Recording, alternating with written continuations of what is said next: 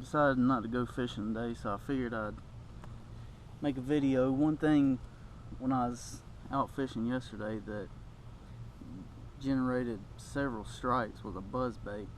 I know a lot of people look at one of these things and think that it looks stupid or that it don't work, but this is one of the best ways to generate strikes. Now, one thing is deciding when it's right to use one, which normally you use one when the air temperature is a little bit cooler. Normally I like to use it around like 70 degrees. During the summer, if you live somewhere that don't really get that cold, just sometime in the morning when it's, right much cooler than what it is, say around 11 o'clock on into the evening. There's a few things that you can do to make these work even better. The first thing you want to do whenever you get it, you want to invest in some trailer hooks, which is these little guys right here. The reason for that is most of the time these things just make a bass mad, and when they get mad at it because it's making all that racket, they'll run up and bump the back end of it. They won't actually grab it, they'll just bump it, and so most of the time they won't get hooked on that actual hook. Most of the time you'll get them on this.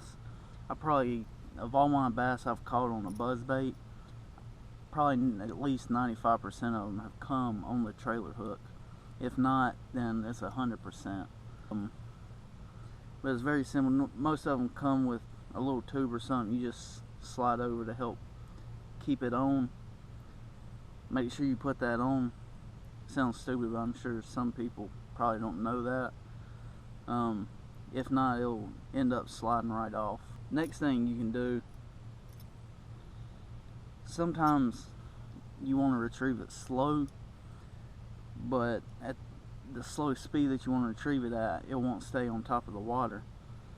One way to remedy that is to take this. Most of them, when they come out of the package, it's pretty much a 90-degree angle, so this is flat, and all you gotta do is take that, just make sure you hold that so you don't start bending it up, and just bend that up a little bit. The more the angle, the slower you can burn it over the water, and that might allow for more bass that don't like how fast it was moving. That might give them a second thought that they're gonna go after it. So sometimes you can tinker with it out whenever you're out there. If maybe you're getting bumps, they're just not hooking, just bend that up, roll it slower.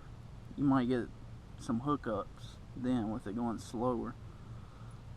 Next thing you can do, I don't do it, I've heard of guys doing it, but it's trimming this skirt a little, give it a smaller profile.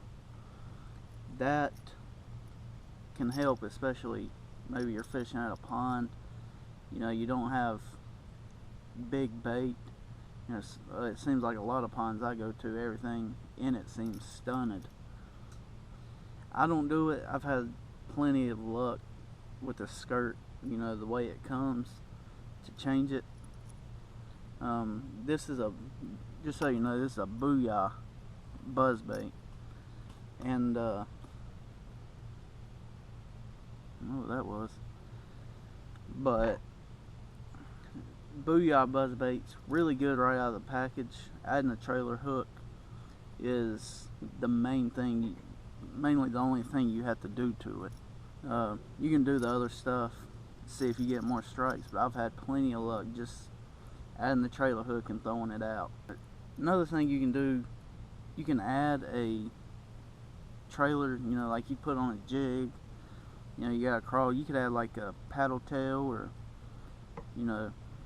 some kind of fluke or something to it. I don't, because to me it seems like it makes the profile a little bit too big, and normally I just like leaving it the way it is, I get plenty of strikes on it.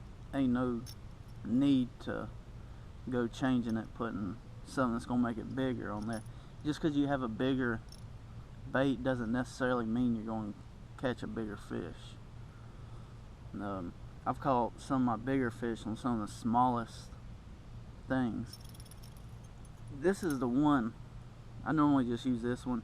They come in, you know, just like any other lure, they come in all different shapes, sizes, styles. They've got inline blades, they've got dual blades, they got some where the body's not a skirt, it's a frog or something like that.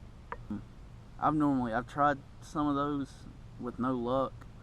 I always have my luck on this. Normally I use black.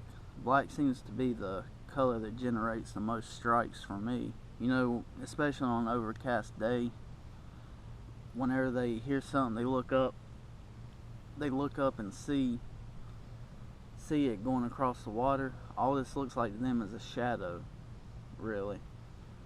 So to me, it's kind of mysterious to them, and they're probably gonna go up and hit it.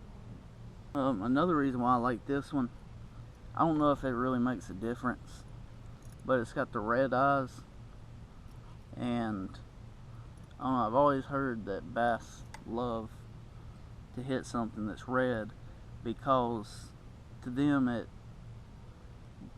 kind of, I guess, looks like blood.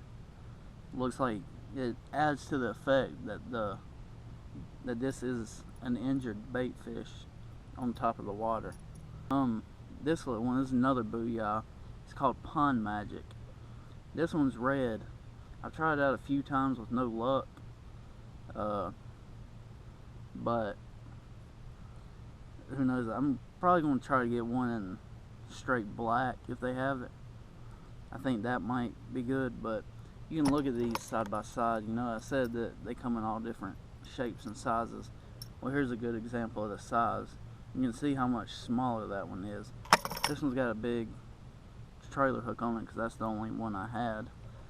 Another thing you can do, something that adds to the noise, is it's always good to have a little bit of a squeak when it spins. I don't know if you can hear this one, but it's got like a squeak. Kind of sounds like the parts are worn a little bit. I've heard of guys, when they buy one of these, they tie it to the antenna of their car or truck or whatever, and they just leave it on there until they go to the pond. That way, that whole time that thing's spinning, and by the time they get to the pond, it's got a nice squeak to it. And something else that really generates a ton of noise is the little flap that goes on here. It's a little clacker, and it really makes it loud. Don't know how, sometimes it's better to have a quieter presentation than a louder one. It's just something you gotta get out there and try, just like any other bait. If they don't hit it, you know, you fish it for a little while, they don't hit it, move on, try something else. But this one don't have a clacker. I used to have a booyah buzzbait that did have one, and really got a lot of fish on it. A lot of decent sized bass up in the 3-pound range. You know, a lot of times those big bass are real lethargic. They don't like to move around just because it takes so much energy for them to move. But for some reason, a buzzbait just aggravates them so much that they will hit it. Now, I'm not saying you're gonna catch a 5-pounder every time, but don't be surprised if you're getting at least, you know, 3-4 pounders off of this. And last but not least, just want to say thank you to everyone that has subscribed. Don't have a whole lot of subscribers right now, but keep telling everybody about the channel, and who knows, maybe together we'll make it big one day.